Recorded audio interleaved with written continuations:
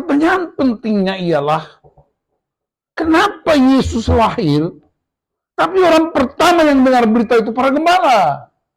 Kenapa bukan para imam di Bait Allah? Kenapa bukan para pemimpin nama? Kenapa bukan raja-raja? Kenapa bukan kaisar? Kenapa bukan bangsawan? Tapi kenapa gembala-gembala yang kotor itu? Ada dua alasan penting.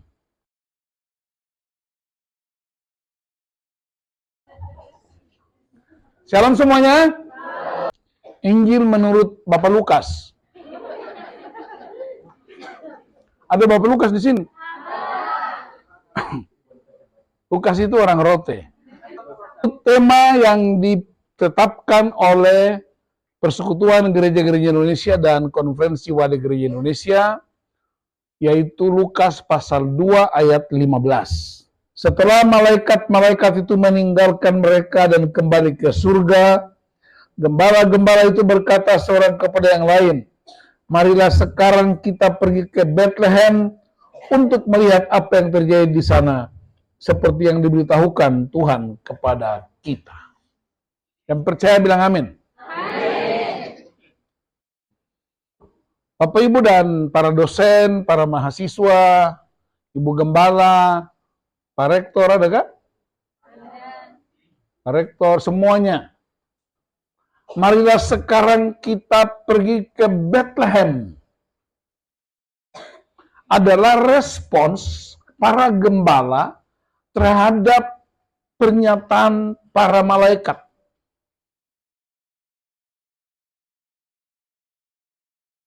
Para gembala itu sedang menggembalakan kawanan domba di Cegelam. Tidak ada yang bilang amin kan? Amin. Tiba-tiba satu malaikat datang bilang, "Jangan takut. Aku memberitahukan kepadamu kesukaan besar. Hari ini telah lahir bagimu juru selamat, yaitu Kristus Tuhan di kota Daud." Tiba-tiba malaikat dong semua turun dari sorga. Menurut kitab Wahyu, malaikat itu banyaknya seperti bintang di langit. Jadi banyak sekali. Dorang turun dan rame-rame bikin semacam paduan suara massal. Kemuliaan bagi Allah di tempat yang maha tinggi, dan damai sejahtera di bumi di antara manusia yang berkenan kepadanya. Itu konser teragung, termulia, dan sangat singkat. Yang nonton konser itu para gembala. Tugas para gembala ialah memelihara dan merawat domba-domba di padang Efrata. Untuk apa?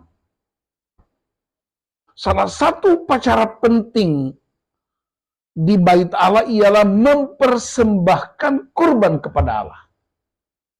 Kurban yang dipersembahkan bukan makanan, bukan minuman, bukan uang, tetapi hewan yang hidup. Kenapa hewan yang hidup? Karena kepentingannya dua, yaitu darah hewan dipercikan untuk pengampunan dosa, tubuhnya dibakar sebagai tanda kemuliaan buat Tuhan. Jadi orang yang datang ke Bait Allah wajib bawa kurban persembahan. Apa itu? Yang sanggup, yang punya cukup uang, bawa domba, bawa kambing, atau bawa lembu. Orang-orang sederhana bawa burung tekukur atau burung merpati. Jadi itu alasannya para gembala merawat domba-domba di padang Efrata.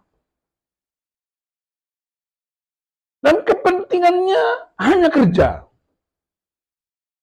Tidak punya motivasi apa-apa kecuali merawat domba. Sekalipun mereka mempersiapkan persembahan di Bait Allah untuk kepentingan orang-orang yang datang menyembah, Mereka tidak dilirik oleh para pemimpin agama.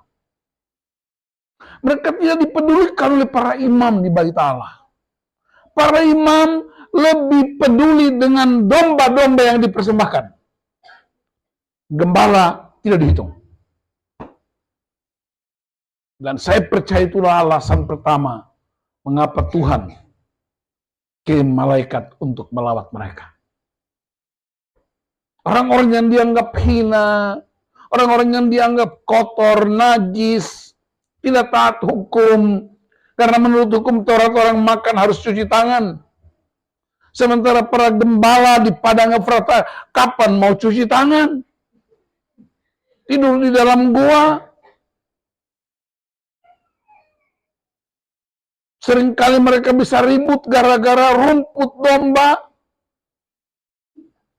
Rumput-rumput bisa tidak cukup dan domba-domba tidak bisa makan. Ada gembala yang mungkin merawat 100 ekor, ada yang merawat 50 ekor, ada yang merawat 10, ada yang merawat 1. Tidak diterangkan apakah mereka mendapat upah atau tidak. Kemungkinan itu punya bos-bos, punya oligarki. Pokoknya kau urus domba-domba, selesai. Pertanyaan pentingnya ialah, kenapa Yesus lahir, tapi orang pertama yang dengar berita itu para gembala? Kenapa bukan para imam di Bait Allah? Kenapa bukan para pemimpin hama? Kenapa bukan raja-raja? Kenapa bukan kaisar? Kenapa bukan bangsawan? Tapi kenapa gembala-gembala yang kotor itu? Ada 2 alasan penting. Alasan yang pertama ialah mereka punya sumbangan besar untuk membangun hubungan manusia dengan Tuhan. Dan itu diabaikan oleh para pemimpin agama. Dan Tuhan menghormati pekerjaan mereka. Bilang amin. Amin. Tuhan lawat mereka. Mungkin di STT Paulus di Cigelam ini tidak banyak yang tahu. Tapi Tuhan tahu tempat ini. Bilang amin. Amin. Coba lihat wajah kiri kanan. Bilang kopong wajah itu Tuhan tahu. Amin. Mereka terisolir.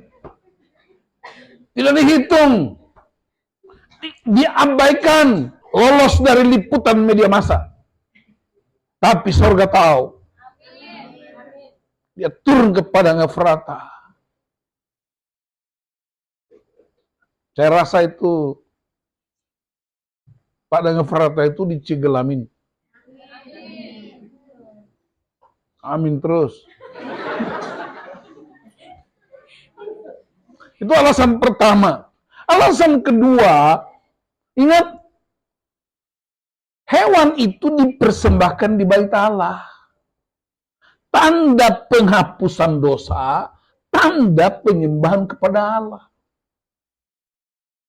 Maka malaikat sebenarnya Tuhan mau kasih tahu kepada para gembala, malaikat-malaikat bilang kemuliaan bagi Allah di tempat yang maha tinggi dan damai sejahtera di bumi dan seterusnya. Mau memberitahu para gembala, semua jerih juangmu, semua jerih lelahmu sudah lunas dibayar. Hari ini telah lahir bagimu Kristus Tuhan di kota Daud. Bilang amin.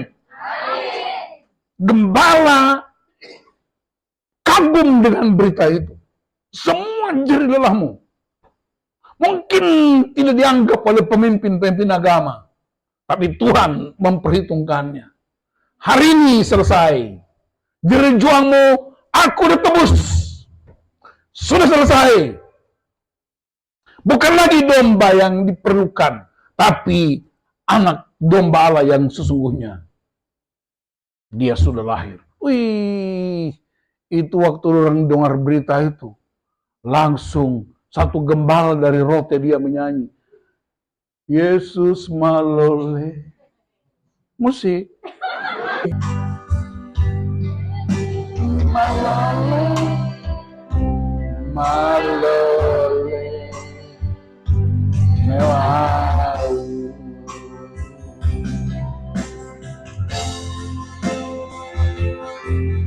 Malole.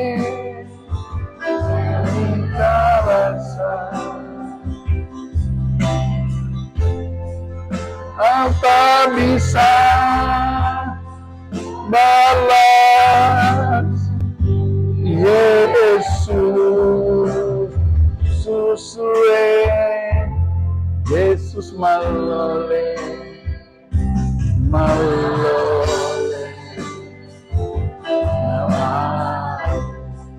langsung mereka baku bilang begini, marilah sekarang kita ke Bethlehem. Haleluya, bilang amin. Amin. Tadinya para gembala itu domba ribut gara-gara apa? Rumput, makanan domba. Dan sekarang di mana-mana para gembala domba ribut tentang domba-domba, ribut tentang rumput-rumput. Yang gembala-gembala nggak usah tersinggung. Itu yang terjadi sekarang, bukan? Tapi karena Kristus hadir, mereka dengar kabar gembira dan kabar sukacita itu. Mereka bersepakat, ayo kita lari ke Bethlehem. Mereka rame-rame pergi. Mungkin mereka melupakan ributnya tadi siang gara-gara rumput domba. Mereka ribut-ribut mungkin karena kelelahan, kepanasan. Honornya belum dibayar oleh para pemimpin agama di Bait Allah. Mereka tinggalkan semuanya dan lari ke Bethlehem. Ada apa di Bethlehem? Yesus lahir di Bethlehem. Kenapa Bethlehem? Bethlehem itu kota Daud. Bethlehem tempat di mana Rahel dikubur di sana. Bethlehem artinya rumah roti. Ada kehidupan. Maria dengan Yusuf datang dari Nazaret. Maria itu perempuan rote. Yusuf itu orang apa? Bukan, dia orang Tanimbar. Ya, cara Tuhan yang luar biasa ajaib. Mereka bersuka cita. Kristus lahir. Siapa Kristus? Raja yang diurapi. Bila perhatikan, para gembala itu mengalami tekanan, bukan? Mengalami tekanan. Apa tekanannya? Siang hari itu panas terik. Malam dingin. Tidak ada tempat di mana mereka meletakkan kepala. Setiap hari dapat ancaman. Kemungkinan binatang-binatang buas bisa menyerang gembala-gembala. Dari Padang Efrata ke Bait Allah juga 2 jam. Untuk mempersiapkan penyembahan di Bait Allah, orang mesti giring itu domba-domba ke Bait Allah. Mungkin di bawah tekanan para pemimpin. Jadi begitu luar biasa tekanan dari pemimpin itu. Raja yang berkuasa. Tapi tiba-tiba mereka dengar berita ini. Hari ini telah lahir bagimu Juru Selamat. Kristus Tuhan di kota Daud. Kristus Raja yang diurapi. Cara pandangnya langsung berubah. Dia lupakan kelelahannya. Lupakan ancaman-ancaman. Bahkan tinggalkan domba-domba. Dan mereka pergi ke Bethlehem. Setelah keluar dari Bethlehem, ayat selanjutnya bilang begini. Mereka menceritakan apa yang mereka lihat. Apa itu artinya? Bersaksi tentang siapa yang dijumpai. Gereja yang sehat. Bukan hanya gereja yang tahu Tuhan. Tapi gereja yang bersaksi tentang Tuhan. Hamba-hamba Tuhan yang sehat bukan hanya menyampaikan firman. Bukan hanya bersaksi. Tapi mereka menjadi bukti bahwa Kristus yang hidup itu benar. Ada 2 istilah dalam bahasa Inggris. Kesaksian itu 2 istilah. Witness. Witness artinya menyaksikan. Dan evidence artinya bukti. Kami menyaksikan Kristus yang disalibkan. Tapi kami adalah bukti bahwa Kristus yang disalibkan itu benar. Dia Tuhan dan Juru Selamat. Amin. Bahasa Latinnya itu agak keren. In criminalibus probationes. Beden eseluse clariores. Siapa yang ucapkan ulang, saya kasih hadiah.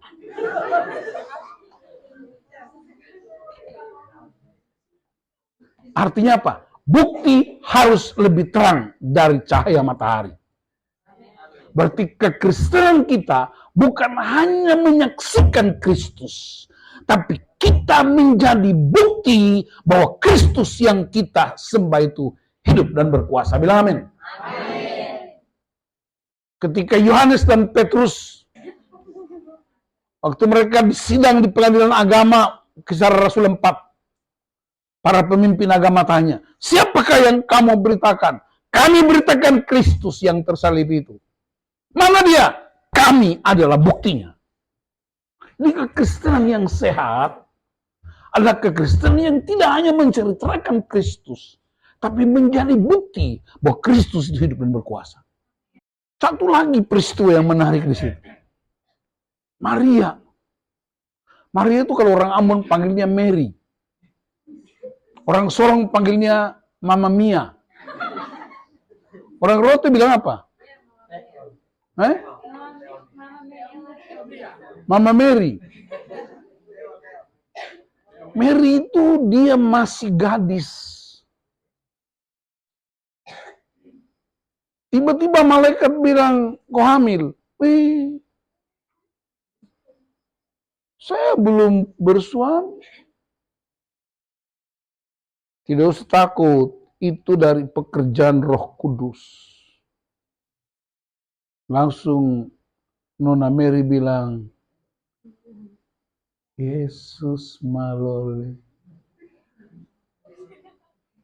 biarlah terjadi.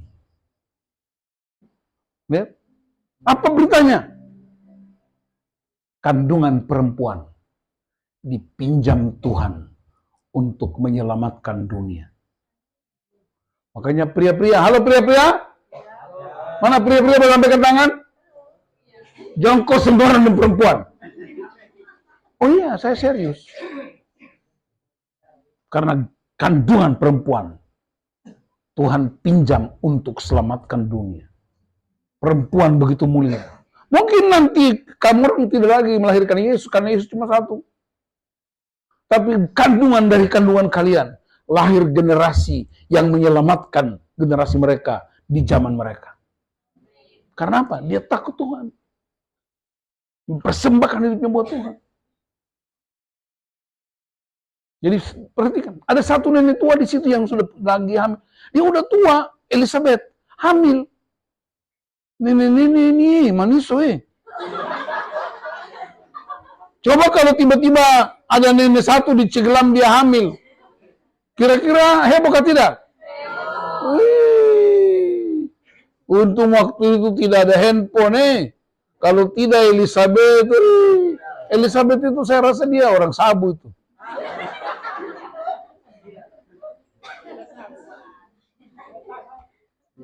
Dia udah tua, Tuhan pakai kandungannya melahirkan Yohanes Pembaptis. Jadi ada satu nenek tua, ada satu nona muda.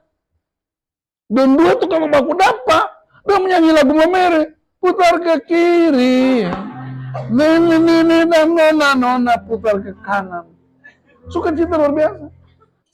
Satu kali di satu kampung di Timor ada drama Natal. Drama Natal itu satu jadi Maria. Maria lagi hamil tapi dia pakai bantal. Duduk di panggung didampingi oleh Yusuf. Nah, gereja-gereja tua itu, orang punya gereja itu ada balkon di atas. Satu jadi malaikat. Jadi nanti pas mati lampu dipadamkan kayak tadi, langsung narasi bunyi. Maka Allah mengutus malaikat Gabriel menjumpai Maria. Langsung malaikat meluncur. Pakai tali toh. Dia meluncur dari balkon, turun di depan Maria di panggung. Langsung dia bilang begini, Maria, jangan takut. Sebab kandunganmu dari Roh Kudus. Dia latihan 3 bulan. Pas tanggal 24 Desember malam, pendeta habis khotbah, lampu dipadamkan, lagu Malam Kudus. Na, na, na, na, na. Malaikat mulai meluncur. Waktu latihan, tidak pakai sayap. Jadi dia meluncurnya datar. Waktu main pakai sayap. Waktu baru mulai muncul di balkon, Maria tanya Yusuf, kakak, itu malaikat kah paniki? Soalnya malaikatnya hitam. Yusuf bilang, diam. Malaikat meluncur karena latihan tidak pakai sayap, datar. Waktu main pakai sayap sebelah berat. Waktu meluncur, karena sayap sebelah berat, dia tak putar. Terus Yusuf mulai nyanyi pelan-pelan, putar ke kiri. Nah, putarlah ke kiri, ke kanan. Dia meluncur tapi sambil tak putar. Sampai di depan Maria, dia lupa ayatnya. Langsung dia pegang Maria, baru dia bilang begini, Maria, saya pusing.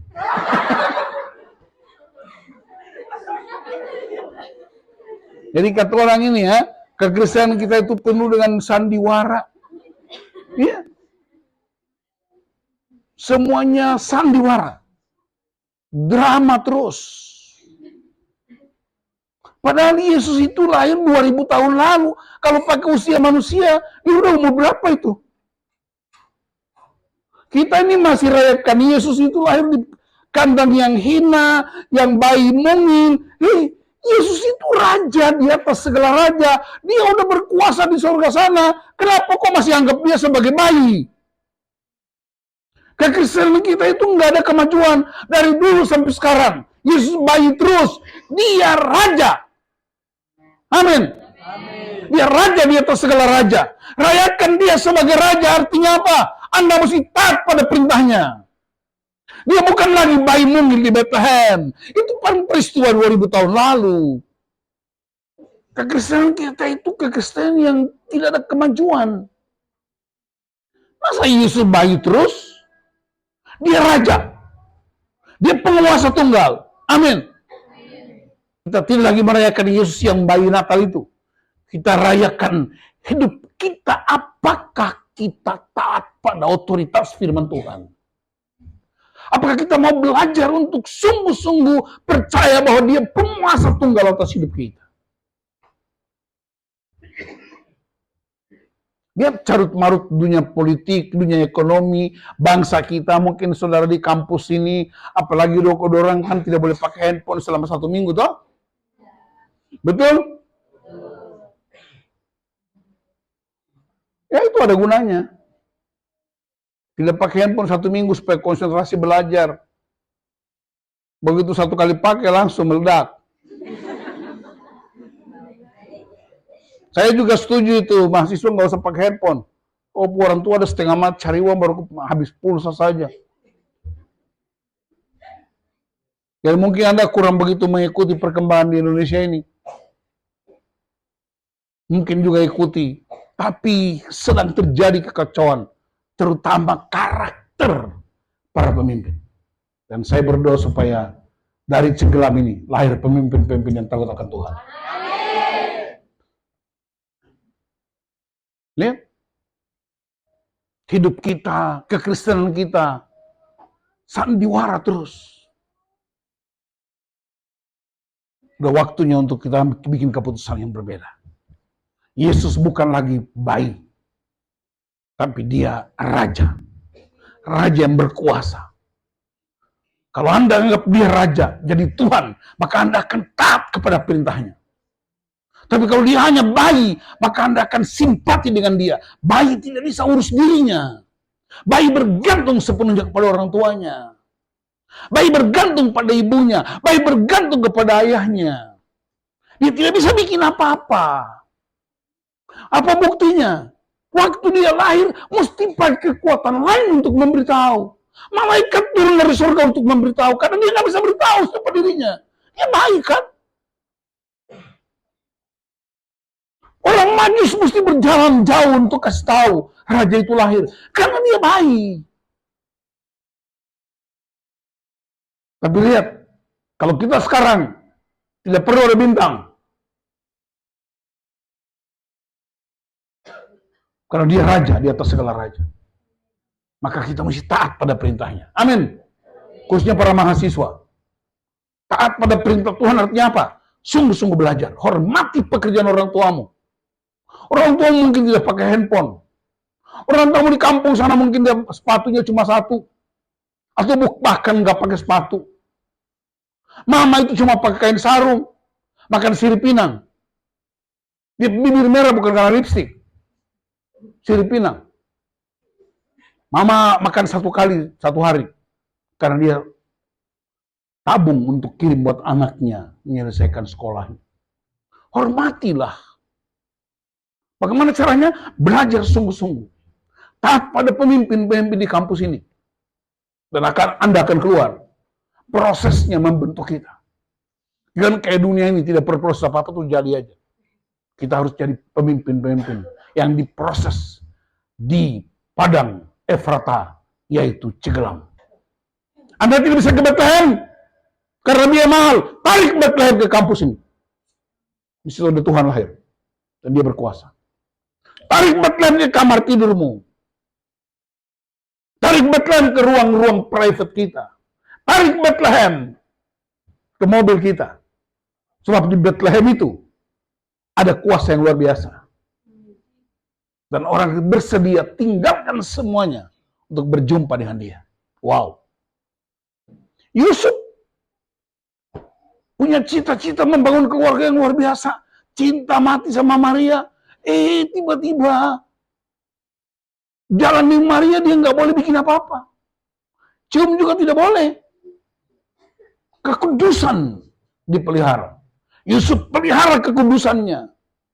Tidak boleh sentuh Maria sampai anak itu lahir. Wih, itu pria sejati, itu luar biasa. Amin. Rayakan Natal artinya sukacita, damai sejahtera di bumi. Rayakan Natal artinya hentikan kekerasan terhadap wanita. Karena dari kandungan wanita itu lahir juru selamat. Merayakan Natal artinya hentikan kekerasan. Karena di zaman itu 2 tahun setelah Yesus berusia 2 tahun. Herodes bunuh semua anak di bawah usia 2 tahun. Di satu pihak kita rayakan Natal. Kristus lahir. Tapi di pihak lain ada wanita-wanita yang menangis karena anak mereka dibunuh. Berarti kekristenan yang merayakan Natal artinya kekristenan yang sadar bahwa hargamu sangat mahal. Tidak boleh ada lagi wanita yang menangis. Tidak boleh ada lagi wanita yang hancur hidupnya. Tidak boleh ada lagi pria-pria yang sembarangan dengan hidupnya. Mereka memelihara kekudusan. Jadi seperti para gembala yang tiba-tiba tinggalkan semuanya. Marilah sekarang kita pergi ke Bethlehem. Setelah mereka melihat, bukan pergi main judi, mereka bukan pergi main game, tapi mereka pergi menceritakan, menyaksikan Kristus bagi dunia. Waktu Tuhan ciptakan dunia, Tuhan tidak singkirkan gelap. Dia hanya pisahkan terang dari gelap. Supaya disebut terang, mesti ada gelap. Apa yang membuat orang takut dalam kegelapan? Orang takut dalam kegelapan. Takut apa? Takut berjalan. Karena itu dia butuh apa? Terang. Maka Yesus bilang, kamulah terang dunia. Karena kamu percaya kepada dia. Kamu berpusat pada dia. Kau mengandalkan dia. Tadi pagi Bu Nana pimpin satu ibadah di gereja kami. Dan dia pakai istilah, Musa tanya Tuhan. Kalau orang Israel tanya, bagaimana dengan namamu? Kasih tahu sama mereka. Aku adalah aku. I will be present there. Aku bukan hanya Allah nenek moyangmu. Aku Allah sekarang yang berkuasa. Dan aku Allah yang akan datang. Apa artinya? Ada otoritas yang kuat. Istilah orang modern itu. Ada backingnya. ST Paulus punya backing siapa? Tidak ada backing. Tidak usah pakai backing. Semua terbatas. Backingnya ST Paulus adalah Tuhan Yesus. Bilang amin. Ada nama yang berkuasa. Yang tidak bisa diganggu oleh siapapun. Tidak bisa dikalahkan oleh siapapun. Itu menjadi kekuatan yang luar biasa buat kita. Kekuatan buat gereja. Lihat saja gereja-gereja kalau ada masalah. Cari presiden, cari menteri, cari polisi, cari duta besar. Tapi anak-anak Tuhan, percaya betul bahwa ada otoritas Tuhan yang tidak dapat digantikan yang apapun. Jadi kalau orang tanya, kok backing siapa? Yesus. Siapa dia? Raja yang lahir. Di mana dia lahir? Di Bethlehem. Bethlehem di mana? Cigelam. Amin. Jadi bapak-bapak, ibu-ibu, para mahasiswa, para pendeta, saya mau tutup refleksi ini. Yang pertama, Tuhan lawat orang-orang yang sedang sungguh-sungguh di pekerjaan mereka. Para gembala benar-benar serius. Mereka urusi domba-domba. Karena mereka tahu tujuan. Mereka tahu domba-domba diurus untuk disuplai ke bait Allah. Karena itu mereka sungguh-sungguh mengerjakannya. Mereka tahan panas, tahan dingin pada waktu malam. Kemungkinan dia ancaman dari binatang buas, bahkan mungkin ancaman dari orang-orang yang ingin mencuri di situ. Ada ancaman serius, tapi sungguh-sungguh. Dan Tuhan tuh sepertinya dia jatuh cinta sama mereka. Tuhan tidak lawat para imam. Tuhan tidak lawat para raja. Dia tidak lawat kaisar. Dia tidak lawat itu guru-guru agama di sana. Tapi dia datang kepada para gembala yang sungguh-sungguh mempersiapkan jembatan kasih karunia sehingga orang bisa berjumpa dengan Tuhan. Dan saya berdoa supaya STT Paulus, GKKI di tempat ini dipersiapkan sebagai jembatan kasih karunia orang berjumpa dengan Tuhan. Lawatan Tuhan. Yang kedua, pesan penting buat kita ialah ketika mereka bisa membedakan. Mereka membedakan domba dengan anak domba Allah. Mereka membedakan padang gurun dengan Bethlehem. Mereka punya prioritas. Dia tinggalkan. Tidak takut kehilangan. Tidak takut potong gaji. Tidak takut dipecat. Kenapa? Karena dia berjumpa dengan raja di atas segala raja. Itu bayar harganya. Tapi yang ketiga, setelah mereka menyaksikan semuanya, dia tidak diam. Mereka bersukacita luar biasa. Jadi, perayaan Natal malam hari ini di GKKI dan khususnya bagi para mahasiswa, belajar dari para gembala. Serius, fokus pada panggilannya. Hormati pemimpin. Dengar suara Tuhan dan mereka tidak punya alasan. Dia tidak berbantah-bantah. Dia lakukan. Dan Tuhan menghormati mereka. Tuhan memberkati kita malam ini supaya merayakan Natal bukan lagi Yesus bayi, tapi dia Raja yang berkuasa. Amin.